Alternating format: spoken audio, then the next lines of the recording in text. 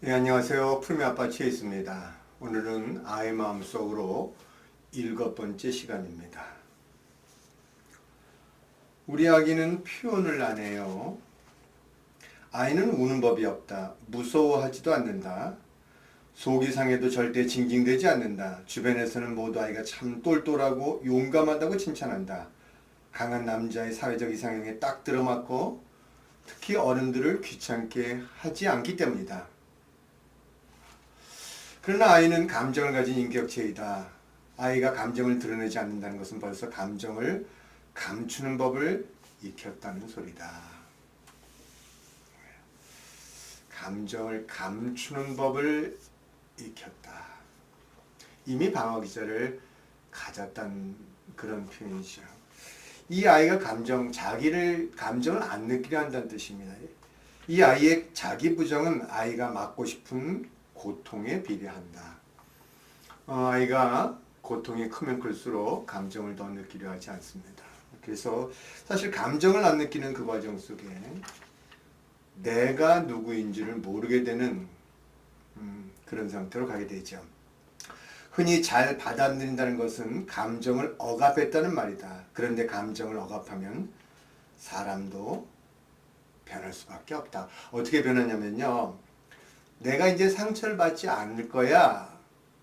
하지만 상처를 받지 않는다고 어떤 결심을 하냐면 내가 누구를 사랑하면 상처를 받기 때문에 누구를 사랑하지 않을 거야. 이런 결심을 어린 시절부터 하게 되죠. 감정을 느끼는 것은 건전하다. 그러나 감정을 억압하는 것은 위험하다. 위험하다는 표현을 씁니다. 아이들은 감정을 감출 수 있고 자기를 방어하기 위해 감정을 느끼지 않을 수도 있다. 하지만 그렇게 감정적 능력과 사회적 능력을 희생시키는 만큼 아이들의 감성 지수는 떨어진다. 아이가 어른을 신뢰하려면 아이가 조롱거리가 되지 않도록 어른이 보호해 줄 것이라는 확신이 서야 된다. 그러기 위해서는 부모가 힘이 있다는 걸 확신해야 부모를 진심으로 신뢰할 수 있다. 부모가 힘이 있어야 된다는 여기서의 힘은 뭔가를 억압하거나 통제하는 힘이 아니라 내면의 안정감과 감정을 느낄 줄 아는 능력을 말한다. 두려움이나 고통을 숨기고 아이에게 강한 모습만 보여주려고 하면 아이가 안심하지 못한다. 이 부모가 힘이 있어야 된다는 뜻은 부모가 자신의 감정을 대면하고 다룰 수 있는 능력이 있어야 된다는 뜻입니다. 강하다는 것은 무감각하다는 것과 같은 말이 아니다. 자신의 감정을 두려워하지 않는 것을 보여주는 것이다. 사실 우리가 가장 두려워하는 건 뭐냐면요. 우리가 탐험해보지 않았던 낯선 감정들, 우리 안에 억압된 감정들이 있습니다. 예를 들어서 수치심이라든가 죄책감 같은 그런 억압된 감정들은 사실 어린 시절에 그런 감정을 겪도록 허용됐다면 큰 두려움이 없습니다. 그리고 그런 감정을 겪으면 사라진다는 걸 알았기 때문에 용기를 내서 그런 감정을 겪고 통과해 나갑니다. 그러나 어릴 때부터 그런 감정이 허용되지 않았다면 아마 그런 감정들이 가장 낯선 감정이 될 겁니다. 아마 수침이 느껴지면 이렇게 몸이 뭔가 싹한 것이 지나가고 이 몸이 바로 얼어붙습니다. 그리고 머리는 하얘지고 아주 벌레가 몸에 기박하는 그런 어떤 이게 아주 너무 낯선 감정이라 바로 그런 감정이 조금이라도 올라오는 그 순간 바로 방어 기제를 써버립니다. 그래서요 코칭할 때도 그런 감정이 느껴지면 바로 정신을 차려버립니다. 아마 어릴 때 위험하면 위험할수록 그 감정을 느끼는 것 자체가 너무 낯설어서 그런 방어들을 많이 쓸 겁니다. 자, 아이가 잘 토라져요. 토라지는 것은 하나의 언어이다. 토라지면 아이가 고통스럽다는 것과 그 고통을 아무도 들어주지 않는다고 말하는 신호다. 그래서 아이는 차라리 고집스럽게 자기 안에 갇히기로 결정한다.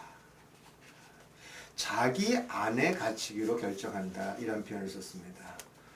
이때 엄마는 그 뒤에 토라진 감정, 그 자기 안에 누구하고 지금 소통이 안 돼. 그래서 토라지거든요.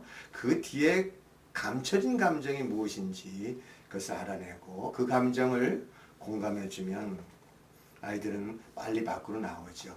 이게 토라짐이 굉장히 강해지면 자기 내면으로 들어가는데 나중에는요 이것이 내면으로 들어가서 이유도 없이 무슨 이유 때문에 들어갔는지를 아이들은 잘 모르잖아요. 그래서 계속 자기 내면을 갇혀버리게 되면 이게 유사자폐입니다. 이게 정서장애라는 게 그런 겁니다. 그래서 아이가 항상 자기 안으로 들어갈 때 엄마가 공감을 통해서 그 감정을 밖으로 표현할 수 있게끔 그런 기회를 만들어줘야 되죠. 이럴 때는 이제 여기서 어떤 말이 있냐면요. 너무 이렇게 토라지면 이게 그 토라지는 것에 그 자기 강화를 시키지 않게 좀 무시하라는 그런 조언을 해줍니다.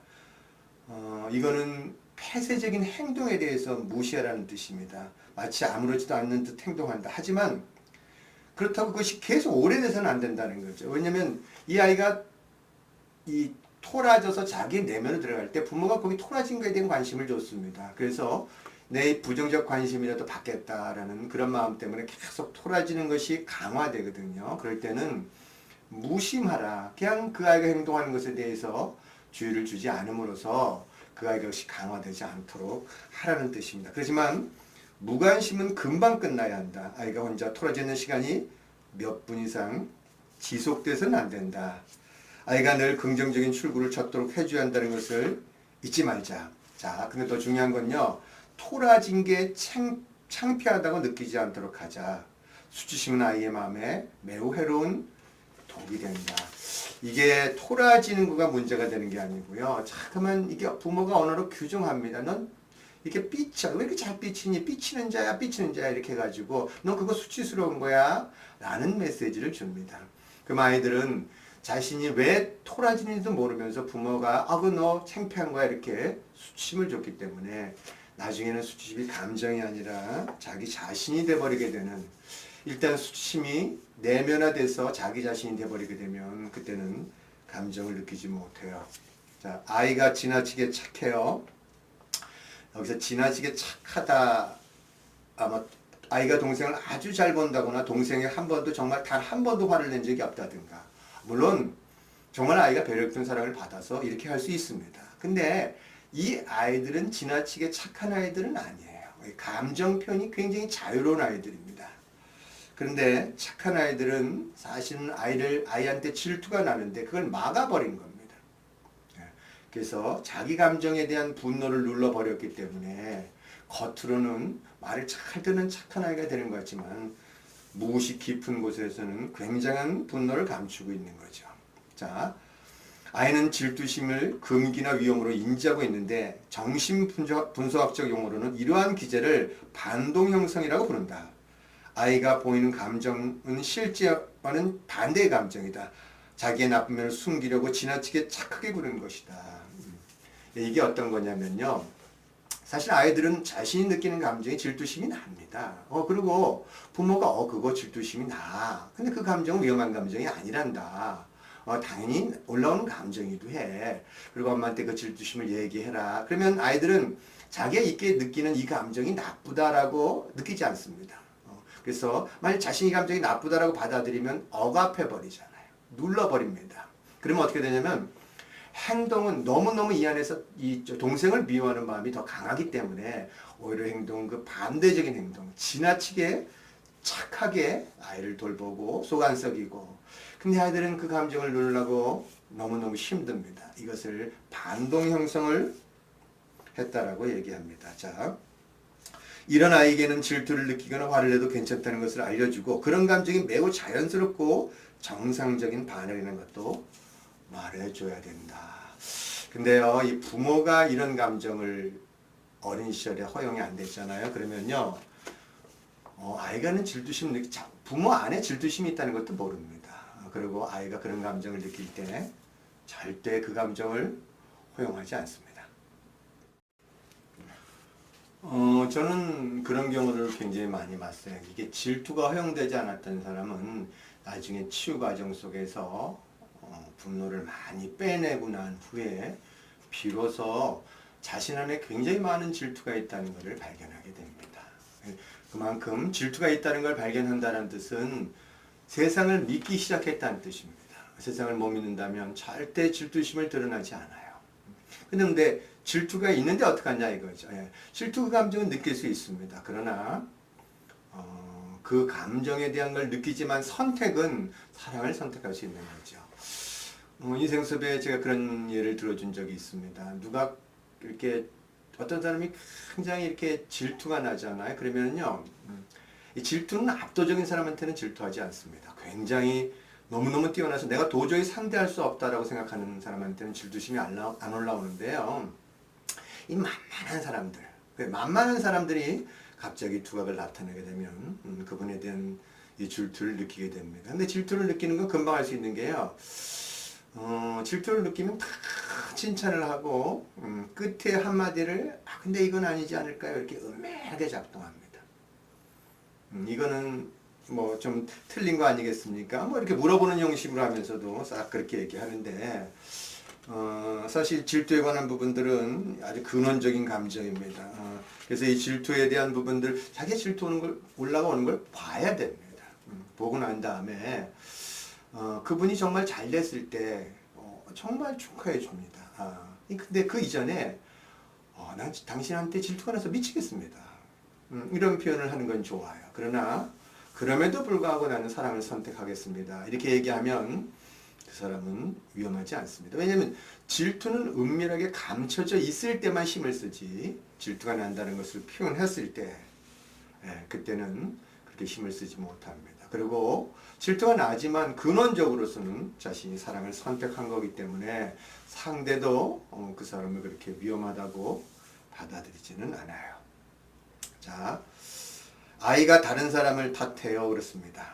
무조건 탓하다. 이게 착한 아이가 되면 말은 안 해도 남을 탓하는 게 있습니다. 모든 책임을 다 전가시키죠. 이 안에 탓하는 것은요, 특히 우리가 발달상 언제 탓하는 것이 발달되냐면 두 돌 이전에 신뢰성 안에서 두 돌 요 이전에 그때 사실 사랑을 받지 못한 경우 하면은 책임을 남한테 미루는 그런 경향이 강합니다. 이게 5살 때 뭔가 상처가 있었다면 5살 전에 들어간다면 그런 책임을 자기 안으로 돌리거든요. 이때는 책임감이 너무 강하기 때문에 다른 불행도 나를 끌고 오지만 2돌 전후의 아이들, 요때 아이들 죄책감 수심 발달해 갈 때 상처가 되면 그때는 다 누구 책임으로 돌리냐면 다 다른 형제나 친구, 상상의 친구, 심지어 품을 전가한다. 내가 안 했어 이렇게 얘기합니다. 그런 말을 할 때가 있습니다. 자, 근데 이게요, 그걸 야단치면은요, 사실은 아이들은 더 감추려 합니다. 이때 아이들한테 이 탓을 할 때 조심해야 될 게 뭐냐면 아이가 죄책감을 느끼지 않도록 조심하는 것이 중요하다라는 거죠. 이게 착한 아이는 분노를 밖으로 못 돌리고 표현을 못하니까 사라지지 않으니까 자기 내면으로 돌려놓습니다. 그래서 위증된 분노인 죄책감을 오게 되면 이 죄책감, 나는 나쁜 사람이야, 이렇게 나는 지금 죄를 졌어, 나는 이 행동을 잘못했어, 이렇게 계속 나 자신을 탓하는 게 너무 고통스러우니까 그걸 밖으로 돌리거든요. 자, 그래서 아이들한테 해주는 게 이게 그 아이의 존재와 행동에 대해서 구별해서 대응하라는 게 이런 뜻입니다. 아이한테 행동을 경계를 줄 수 있습니다. 그 행동은 아니란다. 그건 남한테 피해를 끼치고 또 그것이 네 생명과 안전에 위험이 되는 거야. 그거는 그렇게 하면 안 된다. 이렇게 경계를 줄 수 있지만 그렇다고 아이를 사랑하지 않는다라는 메시지까지 아이한테 전달되면 안 된다는 뜻입니다. 사실 부모가요, 말을 아이한테 사랑한다고 하면서도 부모가 자신을 미워한다면, 자신을 싫어한다면 사실 그 싫어하는 마음들이 아이들한테 전달되어 있습니다. 부모 입장에서는 내가 애한테 저렇게 하지 말았어 이렇게 죄책감을 갖는데 사실 죄책감을 갖는 이유 중에 하나도 내가 죄책감을 가짐으로써 그는 안에는 난 이렇게 좋은 엄마야 라는 이 이미지가 있습니다.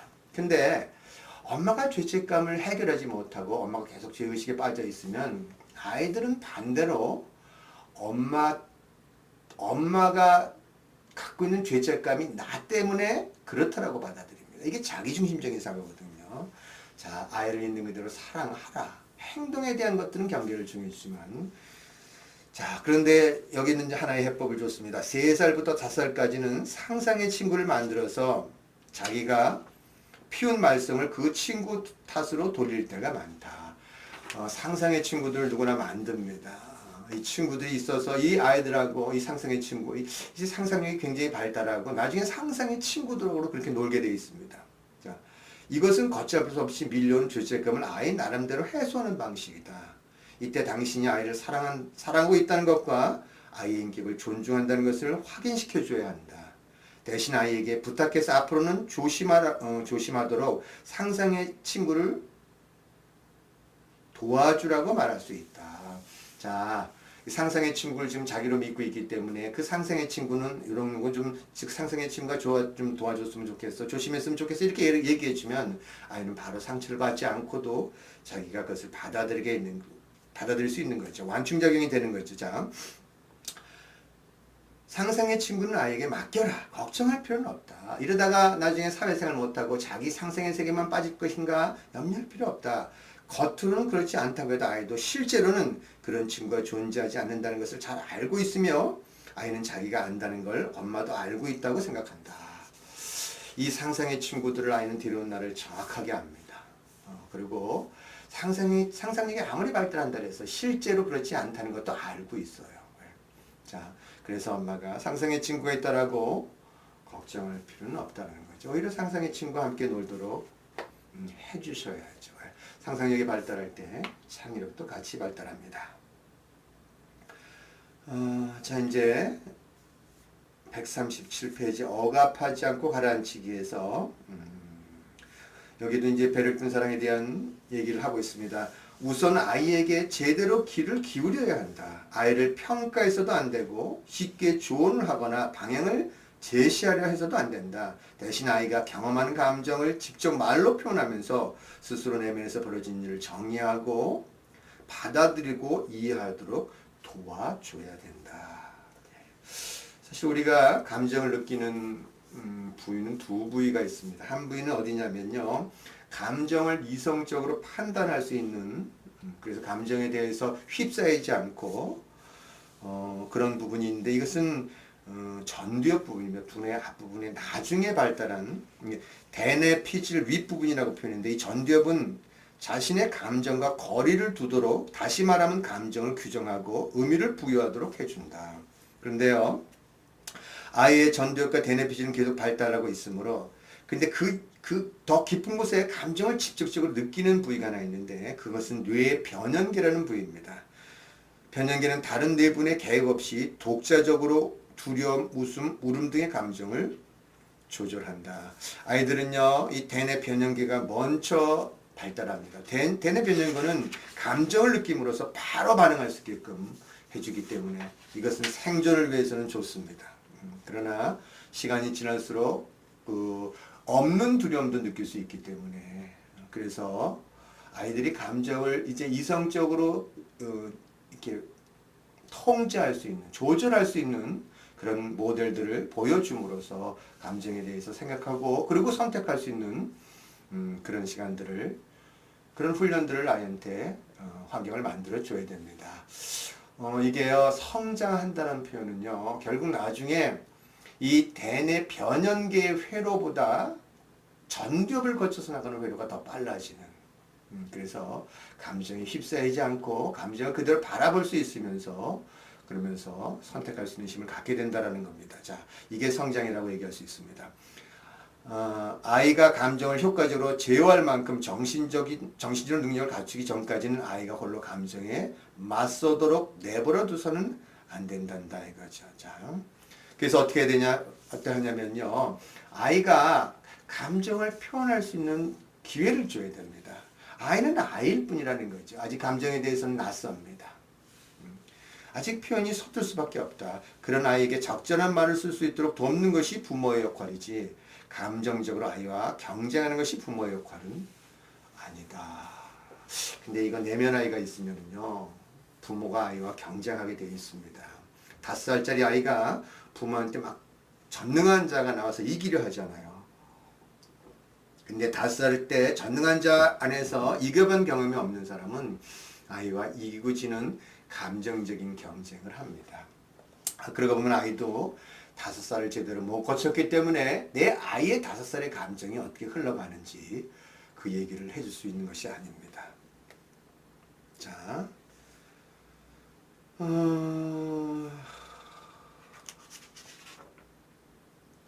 자, 그러면 아이가 이제 감정을 표현하기 시작합니다. 그러면 조금만 울어도 달려가야 되냐 이런 내용이 있습니다. 자, 갓난아이가 운다. 배가 고픈가 보다. 이게 제가 늘 강연 중에 하는 말입니다. 90초 안에 엄마가 반응을 보이고 가서 달래주자. 아이는 5초 안에 울음을 그쳤다. 하지만 만약 엄마가 3분 후에 달려갔다면 아기는 50초는 더 지난 후에야 울음을 그쳤을 것이다. 아이를 보살피러 가는 시간이 2배가 늦어지면 아이가 우는 시간은 10배로 늘어날 것이다.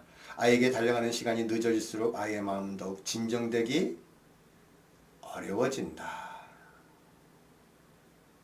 자, 이건 누구도 나한테 내 관심을 기울이지 않아. 이렇게 아이는 믿기 때문에 그 다음에 그 감정 자체가 이게 울면 내버려두면 완전히 지치죠. 지쳐서 쓰러지죠. 그 다음에 그 아이는 감정을 못 느낍니다. 그런 교육법이 있어요. 부모 편하자고 그렇게 하자는 교육이 있는데 그 아이들은 나중에 무감각한 아이 다루긴 좋습니다. 키우긴 좋습니다. 그러나 부모가 그 아이를 그렇게 무감각하게 키우고 싶은 그런 마음은 없잖아요. 자, 아기는 부모는 고통에 거리를 둘 수 있지만 아이는 그렇지 않습니다. 그 고통 그 자체가 돼요. 아기는 고통 그 자체가 되어가고 있는데 아무도 와주지 않는다. 아기를 돌보고 보호할 의무가 있는 엄마가 할 일을 하지 않는다면 엄마는 아이에게 해를 입히는 것이나 마찬가지다. 그렇다면 엄마는 위험한 사람이므로 아기는 엄마를 믿을 수 없다. 이 아이가 최초의 자기를 비춰주는 엄마를 믿을 수 없다면 그 아이는 자기 자신도 믿을 수 없습니다. 따라서 세상 누구도 믿지 못한다는 거죠. 자, 그런데 그러면 어떠냐 이거죠. 자, 엄마를 믿을 수 없으면 그렇게 자기는 죽음이기 때문에 그렇게 할 수는 없습니다. 그래서 아기의 생존과 모든 것이 엄마에게 달려있는데 어떻게 엄마를 믿지 않을 수 있겠는가. 그래서 갓난아기는 엄마를 계속 믿기로 하고 엄마를 믿는 대신에 대신 자기의 감정과 고통을 왜곡하게 된다. 고통이나 감정을 없는 셈 치는 것이다. 위험한 것은 엄마가 아니라 고통과 감정이니까 그렇게 되면 엄마에 대한 아기의 의존도는 더욱 높아진다. 아기가 내면의 기준을 잃었기 때문이다. 그리고 엄마야말로 아이가 언제 무엇을 필요로 하는지 모든 것을 알고 있는 존재가 되어버린다. 이렇게 되면 그 아이는 평생 엄마를 떠나기 어렵습니다. 평생 엄마를 찾아요. 근데 엄마는 오지 않습니다. 근데 왜 엄마가 오지 않을까? 내가 더 못나서, 내가 좀 더 잘하고, 내가 좀 더 행복해지고, 뭔가 또 엄마를 위해서 뭘 한다면 엄마가 언제는 오지 않을까? 이 헛된 희망을 품고 인생을 살아갑니다. 아이는요, 엄마에 관한 기다림을 엄마가 오지 않았을 때 이것을 바로바로 누구로 대체하냐면 엄마 대신에 엄마 같은 사람들, 남편이 될 수도 있고 아이도 될 수 있고 그리고 사회에서 엄마와 비슷한 사람한테 끊임없이 찾아가게 되면서 평생을 헛된 꿈을 꾸게 된다는 뜻입니다. 이게 의존성입니다. 결국 엄마가 오지 않는다는 걸 인정하고 내 감각에 대한 내 감정을 내가 믿고 내 감각에 따라서 독립된 삶을 살아가야만 내 아이도 또한 그렇게 키울 수 있습니다. 엄마를 놓지 않게 되면 아이도 다시 엄마를 위로해주는 그 패턴을 반복하고 있기 때문에 제가 계속 우리 아이를 키우면서 아이를 독립적으로 키워라. 그 독립이라는 게 그냥 내버려 두는 게 아닙니다. 그 아이가 스스로 자신의 감정에 책임을 질 수 있고 고유한 자신이 되도록 그 아이를 그렇게 키워야 되는 거죠. 참. 그러면 어떻게 될까? 아이 마음속에 벌어진 일을 인식하도록 어떻게 하면 도울 수 있을까? 아이가 갓난아기라면 곧바로 가서 돌봐줘야 된다. 아이에게 필요한 것을 알아내고 욕구를 충족시켜줘야 된다. 이게 달려가주는 게 맞습니다. 그래서 세상은 충분히 내가 언제든지 이 내 감정을 표현하면 세상 나를 언제든지 도와줘. 세상은 이렇게 아름답고 행복한 곳이야. 세상은 사랑이야. 이거에 대한 근본적인 믿음을 아이한테 줘야 된다는 거죠. 자, 두 번째, 아이에게 표현할 수 있는 기회를 마련해 주자. 나를 비롯해서 대개 부모는 무조건 아이를 달래려고만 한다. 왜냐면 내가 그 감정을 느끼는 게 고통스러우면요. 가서 괜찮아 괜찮아 이렇게 달랜단 말이에요. 괜찮아 괜찮다는 뜻은 느끼지 마 이런 거거든요. 하지만 나는 그런 자신을 다잡고 아이가 울면 달래기 전에 먼저 아이의 말을 들어보려고 노력한다는 거죠. 아이가 감정을 표현하도록 허용해 줘야 됩니다. 근데 그때 표현할 때 왜 울어라는 단어로서 이유를 묻지 마세요. 왜라는 단어가 굉장히 공격적으로 들립니다. 이거는 왜라는 질문은 너 울면 안 되라는 죄책감을 주거나 무시당한다는 느낌을 줄 수 있고 울 이유가 없는데 운다는 암시가 깔릴 수 있다. 자, 아이가 어렸을 때는 아이가 있는 감정을 엄마가 그것이 슬퍼서 그렇구나 아니면 그것이 두려워서 그렇구나 지금 이렇게 감정에 관한 것을 엄마가 먼저 이름 붙여줘야 됩니다. 네가 느끼는 감정이 어떤 감정이라는 것을 붙여주지만 이제 아이가 그 감정을 이름 붙이기 시작하면 그 다음에는요 아이가 감정을 표현하도록 뭘 해야 되냐면 왜라는 질문 대신에 그 현상 안에서 무슨 일이 일어났어? 지금 어떤 느낌이 드니? 이렇게 그 아이가 자신을 표현할 수 있는 그런 오픈된 질문을 해줘야 아이가 표현하죠. 왜 그래 그러면 그 아이는 그 왜 그런지 잘 모릅니다. 자, 그러면 아이가 그런 감정을 표현하기 시작하면 아이의 감정이나 느낌 혹은 욕망에 중점을 두어 의미 있는 것들을 받아들이고 아이의 말을 이해하며 동조하는 것이다. 만일 내가 그 아이의 감정을 공감하려면 내가 어린 시절에 그런 상황이었다면 과연 어떤 말을 듣고 싶었는가? 어떻게 부모가 얘기해 줬으면 좋겠는가? 이걸 돌아서 내가 듣고 싶었던 말들을 아이한테 해주면 됩니다. 자, 그것이 공감이죠. 그렇게 되면 당신은 아이와 힘겨루기를 하지 않고 아이의 감정을 존중한다는 것을 아기가 알게 됩니다. 자, 이게 어떤 거냐면요. 아이가 나 지금 안 잘래. 그러면 이게 내일 자야 돼. 내일 어떤 일이 있었어. 뭐 이렇게 그런데 너 그러면 지금 빨리 안 자면 무슨 일이 있어? 이렇게 하는 것이 아니라 지금 자고 싶지 않구나. 그럴 수도 있지. 더 놀고 싶구나. 엄마도 그랬어 어린 시절에. 계속 이 아이의 감정을 얘기해주면 그 아이는 이 감정을 표현하면서요. 알아요 스스로. 이제 자야 되는구나. 또 엄마 감정을 공감해줬기 때문에 아이는 스스로 나 이제 피곤한데 자야겠구나. 그러면서 잠을 자기 시작하는 거죠. 그럼 쉽게 잠듭니다. 편안하게. 이게 그래서 제가 이런 얘기 했습니다. 아이한테 저녁쯤 되면은요. 아이가 막 피곤하면 이렇게 물어보라 했습니다. 오늘 혹시 울 일 없을까? 이렇게. 그래서 아이가 그러면 엄마 울 일 있어 그러면 그래 우리 울자 이렇게 그래서 감정을 좀 더 표현하도록 충분히 울고 나면 그 다음에 잠을 푹 자거든요. 자, 그런데 엄마가 이것을 해줄 때 이게 머리로 배워서 하는 거하고 진실로 자기 고통 자기가 듣고 싶었던 말을 아이한테 해준다는 이런 것에 관한 이 태도에 미묘한 차이가 있습니다. 자신의 감정의 대면이 안 된 사람은요 이게 그냥 배운 대로 그냥 공감되어 하면 공감되어야 되는 걸 공식으로 얘기합니다. 그런데 그 아이는 그 뒤에서 말하는 것 뒤에 그 숨어있는 태도가 있습니다. 엄마의 표정이 있고 엄마가 한숨을 쉬는 게 있고 그 아주 미묘한 차이 안에서 그것을 불편하게 여긴다라는 그 뭔가에 관한 메시지가 있는데 아이들은 그거를 먼저 읽는다라는 거죠.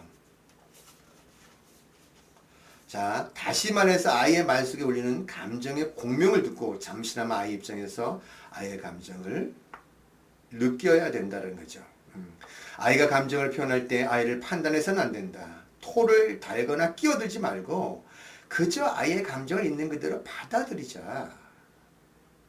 그러면 아이는 인정받았다고 느낄 것이다. 자기도 감정을 느끼고 그것을 표현할 권리가 있다고 여기게 되며 아이의 감정을 믿을 수 있다고 자신의 감정을 믿을 수 있다고 느낀다. 그런 태도가 당신과 아이 그리고 당신과 아이의 관계에 얼마나 큰 도움이 되는지는 아마 상상할 수 없을 것이다.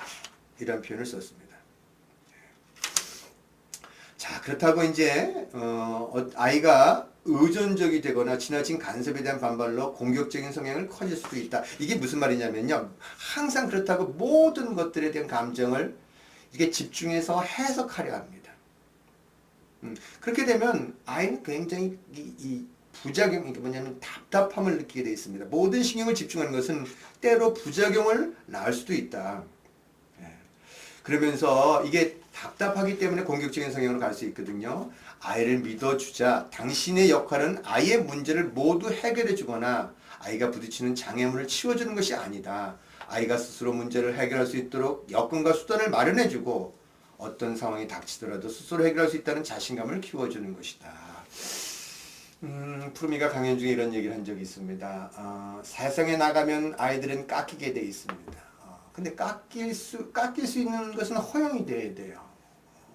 고통받을 수 있습니다. 그러나 부모가 베이스 캠프가 돼서 그것을 그 고통에 대면할 수 있는 이게 맞설 수 있는 그 힘을 길러만 준다면 그 아이가 그 내면의 힘을 가졌다면 사회 나가서 깎이는 걸 통해 조각품이 될 것이고 만일 그 힘이 없다면 아이들은 무너질 거다 이렇게 얘기했습니다. 자, 모든 것을 다 해석하려 하지는 말라는 뜻입니다. 모든 것들을 다 무의식적 심리와 연결시켜서 그렇게 할 필요는 없습니다. 그러나 그 행동이 계속 반복적인 행동으로 간다면 그 안에는 해결되지 못한 것들이 있기 때문에 그런 것엔 주의를 기울여야죠. 자, 근데요, 내가 감정에 내 아이에게 공감해주고 싶은 마음은 있습니다. 누구나 그런 마음은 다 있고요. 그걸 배우려고 돈도 들고 여러 군데 가서 배웁니다. 그리고 그 훈련도 합니다. 자, 그런데 내가 내 아이에게 공감을 해주려고 하다 보면 뭐에 걸리냐면 아이의 감정을 공감하며 듣다 보면 당신 자신의 감정과 맞닥뜨릴 가능성이 있다. 당신이 어린 시절에 느꼈던 결핍이나 고통이 떠오를 수도 있다. 부모가 자신의 화를 적절한 방식으로 처리해 본 적이 없다면 아이의 화를 존중하는 것도 어려울 것이다. 아이의 슬픔이 당신 부모가 한 번도 귀 기울여주지 않았던 당신의 절망을 떠올리게 한다면 이게 지금 아이의 슬픔이 엄마 안에 있는 내 부모가 나한테 한 번도 내가 슬펐을 때 귀 기울여주지 않았던 그것을 떠올리게 한다면 아이를 품에 안아 고통을 함께 나누는 게 정말로 어려울 것이다. 자, 이제 굉장히 이 말입니다. 자, 이거 좀 많이 봤어요. 자식을 위해 모든 것을 희생했는데 아이가 자라 어른이 되면 왜 부모를 찾지 않는지 이해하지 못하는 부모가 많을 것이다. 이유는 간단하다. 명확하게 정했어요. 어렸을 때 아이의 감정을 존중해주지 않았기 때문이다. 부모는 내가 그렇게 희생했는데 왜 아이가 날 찾지 않을까? 그거는요, 어린 시절에 아이의 감정을 존중하지 않았기 때문에 그렇습니다. 정말 아이의 감정에 공감해줬다면 아이들은 부모를 찾지 말라도 찾습니다. 왜냐하면 부모와 함께하는 게 그렇게 좋은데요. 그러나 그렇지 않았다면 아이 내면에, 그러니까 어른이 됐을 때도 그 아이가 해결하지 못한 깊은 분노를 가지고 있기 때문에요. 절대 이게 찾고 싶은 마음이 없는 거예요. 분노가 있을 때는요. 이게 결혼을 하면 이 남편이요, 남편의 그 엄마 아빠 이렇게 잘 안 찾아가려는, 지나치게 찾아가려는 사람도 있지만 안 찾아가는 사람이 있고요. 꼭 아내 시켜서 자기 시댁에, 자기 부모죠. 그 남편의 부모한테 뭐 안부 인사 전해라. 자기는 안 하면서 그렇게 말하는 사람이 있습니다. 그런 분들은 어린 시절 부모에 관한 관계 안에서 상처가 있는 거예요. 그걸 해결하지 못했기 때문에 그래서 잘 찾지 않는 겁니다. 자, 어떤 표현을 썼냐면 아이의 감정 함께하기 4단계. 자, 아이 어떤 단계? 4단계. 말이 아니라 눈빛으로 아이의 감정을 받아들여라. 마음가짐과 숨결 하나하나까지 신경을 쓰지. 아이가 어리면 안아줘야 된다. 맨 처음에 이렇게 받아들여야 된다.